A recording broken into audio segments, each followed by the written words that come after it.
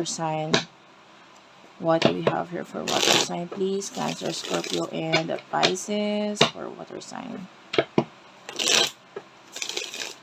Para sa mga water sign, please. Spirit guides, angel guides for water sign. Love reading, guys. Kung gusto mo na nakaseparate yung ayaw mo ng love and more on career, meron tayong mga reading na ganun. Check mo na lang sa pinaka-videos. Okay, let's start. Pa-comment naman dyan sa baba ko. Kahit po heart lang. Smileys. Malaking bagay yun sa akin, guys. So, what do we have here for water sign? Page of Swords. Two of Swords. The Death card. And the Knight of Swords. Bottom of the deck. Wait lang. Medyo parang iba yung energy. Sobrang, hindi ko alam kung may sakit ka ba. Sobrang pagod. Or, yeah, pwedeng may sakit. Pagod na pagod. Stress. So, grabe, sobra yung energy na nakukuha ko ngayon.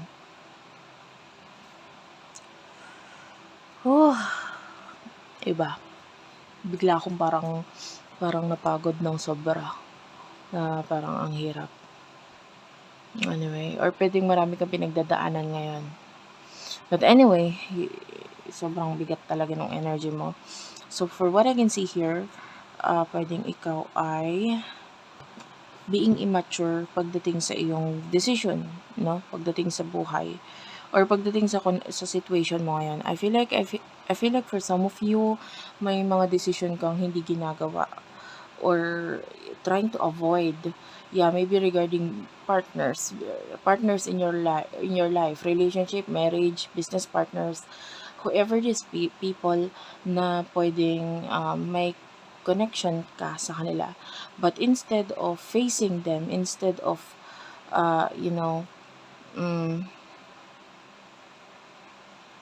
instead of telling them kung ano yung nasa isip mo or vice versa para malaman kung ano yung mga nasa isip nila, wala. You are, parang naglalaho ka, parang bula, ganun.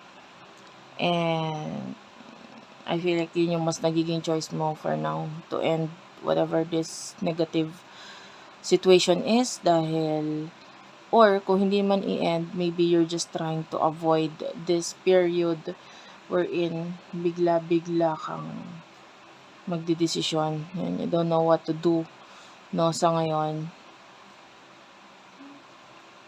Ito yung pinaka parang challenge para sa'yo. Pero, in a way, nagiging immature ka nga kasi nga hindi mo hinaharap kung ano man ito. And maybe this, if it has something to do with love, kasi love reading to, no? Maybe there's some kind of outburst or may biglaan yung parang all of a sudden nagulat ka na lang, biglang nalaman mo or biglang sinabi sa'yo na parang biglang nagulat ka na lang na ba't ganon. And then yung relationship mo or yung connection mo with this person,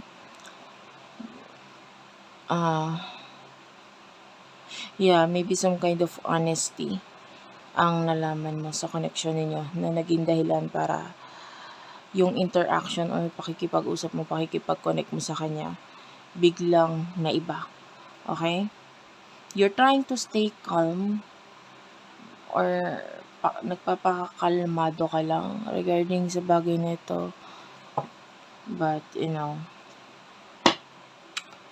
whoever this person is, kukunin natin yung energy niya. Ito may lumabas na. Eight of Pentacles and the Six of Swords. Tell me more. Ace of Pentacles, the Nine of Cups, and the Knight of Wands. So there's a lot of emotions dito sa taong to.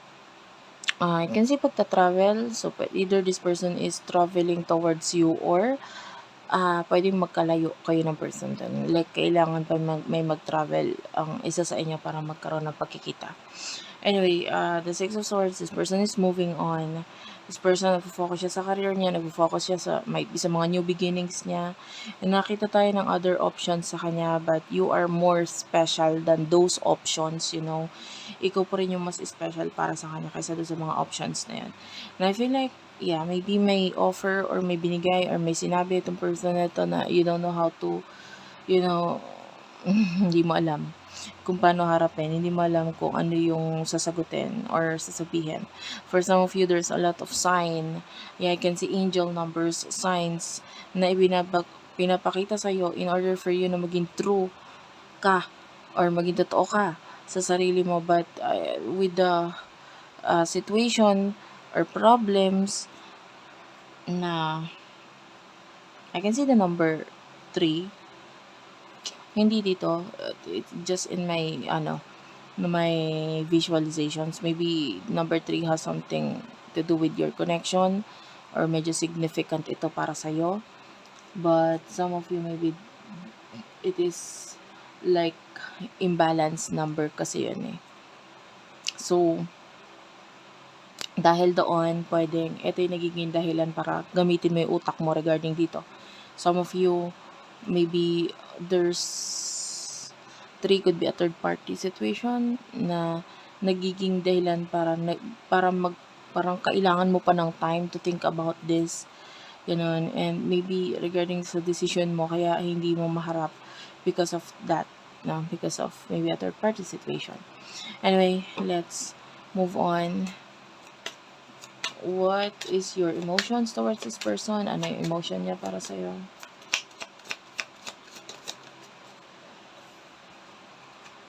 Meron ka ditong 4 of Wands and King of Wands.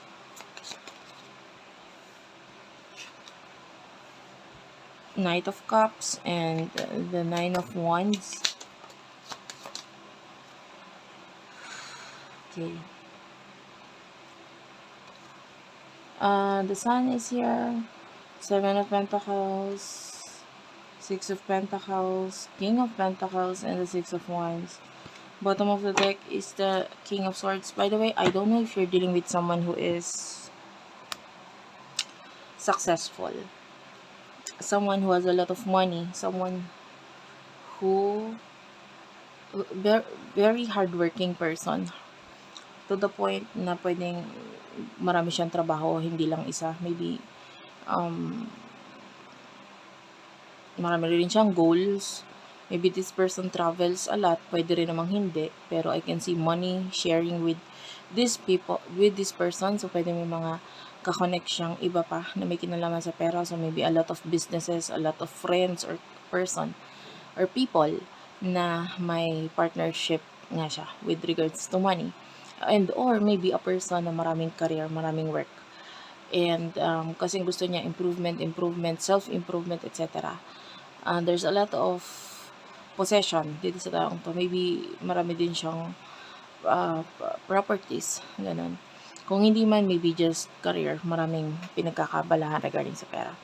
Anyway, the 4 of Wands,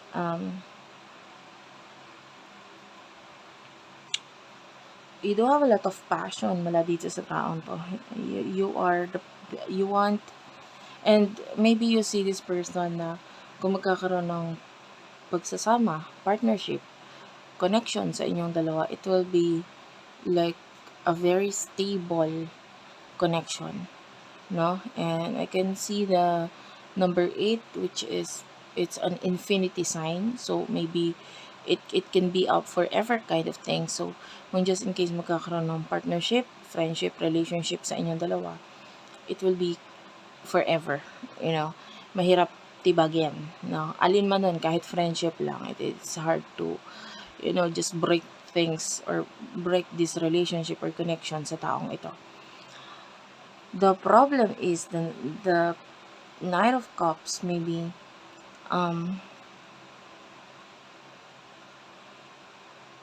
merong something na or someone na nagiging dahilan for you na wag i-share or I feel like some of you, if you are in another relationship, the way I see the Knight of Cups, this is like yung person na nakakonect mo na iba. And maybe this person is siya yung may nagte-take over sa'yo, like may power over you. Um, or kung hindi man, hindi sa lahat ito guys, pero babanggitin ko para doon sa iba, maybe there's someone na kapartner mo, ka-relationship mo, ka-friend, maybe your friend or family na parang hindi ka niya binibigyan or pinahihintulutan. Yeah, maybe yung iba sa inyo regarding sa pagdedesisyon, siya na ang nagdedesisyon para sa inyo. So it's like, if this is a relationship, maybe this is your karma. Ayan. And Nine of Wands is like, this is the main challenge. Kumaga parang kung bakit hindi mo pwedeng mahalin or hindi mo pwedeng makakonect tong taong to because of this person. Okay? Yung iba naman, maybe with the Knight of Cups, this is the main challenge. Kung hindi man yung sa side mo, maybe sa side niya. So, yun yung nagiging dahilan bakit, like, mas na-challenge yung connection ninyo dalawa because of the Knight of Cups. And then yung person that is remaining positive, you are dealing with a person na very positive lang talaga sa buhay. If hindi ka gumagawa ng actions or wala kang masasabi regarding, guys, I'm talking to people who has a connection with the person na may offer. So, kung yung person mo, wala namang offer sa'yo, wala naman siya sinabi, maybe this is not your reading, okay? Kasi nakakita tayo ng offer mula dito sa taong to. And then, ang feeling niya ngayon is na-take down si offer. Hindi tinanggap si offer. Baliwala lang sa'yo si offer. Especially kung wala ka sinabi. Especially kung wasa ka na lang, bigla ka na lang, kumbaga walang statement. No, wala man lang okay or give me time, wala man lang ganun. Just, yung iba sa inyo, kung ito ay message, through email, basta mo na lang sinin, tapos wala na. Diba? So, dahil naramdaman ng person na parang baliwala lang, okay, ang pananaw niya or ang tingin niya, you're already happy, okay, I should find my own happiness. And this person is focusing on money, career, status, gusto niyang maging maayos ang kanyang mga issues sa buhay, and also maybe yung mga bigla mong pagbabago, ito nagbibigay na ito sa kanya ng clarity kahit di ka magsalita, gumawa ng action whatsoever. Clarity na ito para sa person na okay, ayaw niya. So, this person, nagpo-focus na lang siya sa kanyang personal finances, mga assets niya. With regards to your communication, maybe nagkaroon ng communication sa inyo pero naging mabilis lang. It's like a short kind of communication. And so, nagiging, pakiramdam na person mo ay ayaw niya na. Ayaw niya. Hindi siya interesado. Okay? So, what will happen in the future for the both of you? We do have here the Two of Cups, the King of Cups, and the Ace of Wands, the Eight of Cups. Now, the Ten of Cups.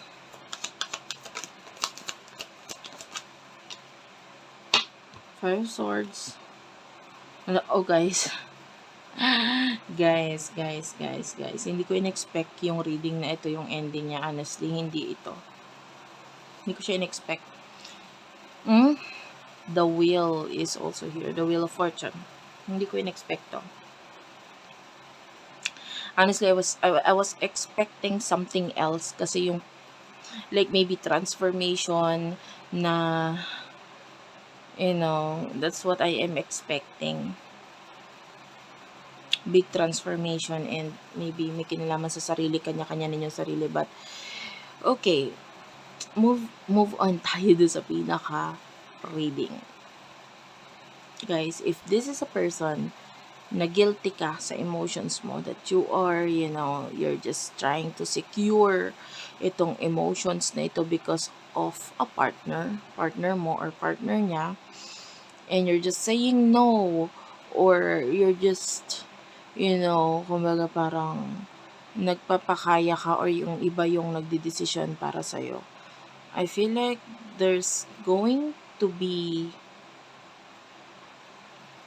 hangganan doon.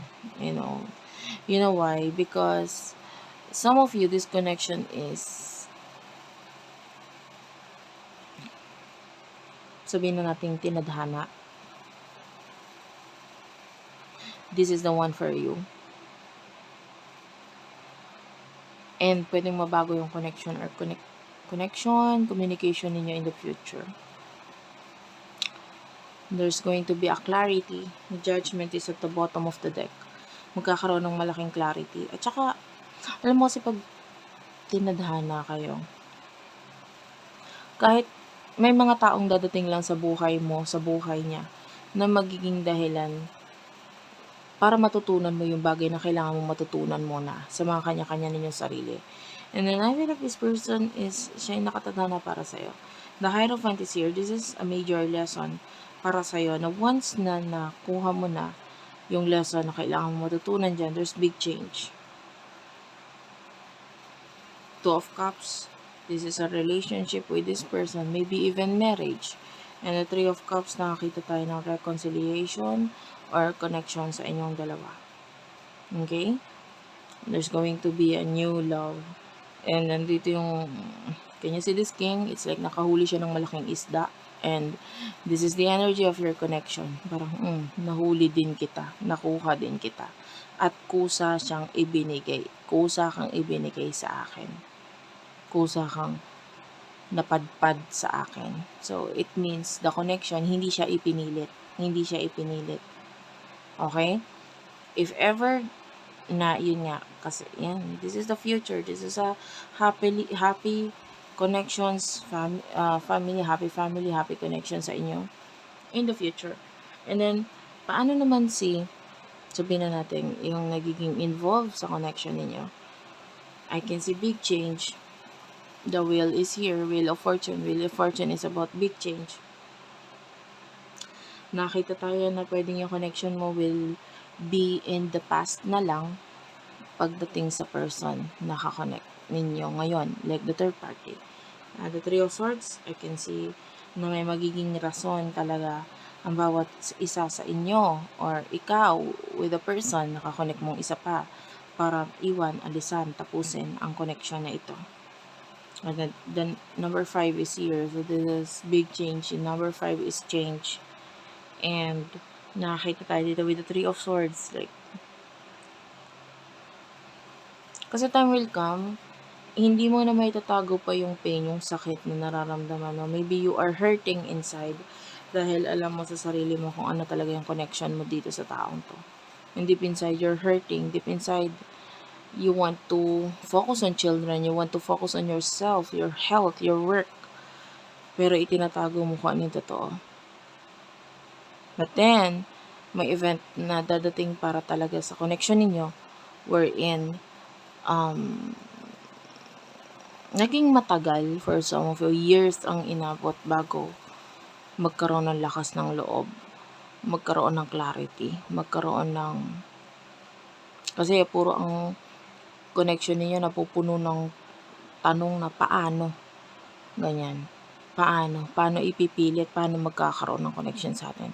Pero alam mo yan, kahit anong gawin mo, ito pa rin yung tinadhana sa iyo. Kahit anong takbo nyo dun sa tadhana, siya talaga diba? Dadating at dadating talaga yung time na yun. Okay? Pero, yun nga, actually the advice for you is huwag pilitin. During this time, just focus on what things you really want na makuha or ma-achieve sa buhay mo. And, of course, focus on your emotions. Ano ba talaga yung gusto mo? Sino ba talaga yung gusto mo? And, sabi ko nga, huwag pilitin. Dadating at dadating yung time na magkakaroon ng pagkaalis, pagkawala dito sa taong hindi naman talaga para sa'yo at mapapunta ka para sa mga taong talagang nakalaan para sa'yo. Thank you for watching. I love you all and bye-bye.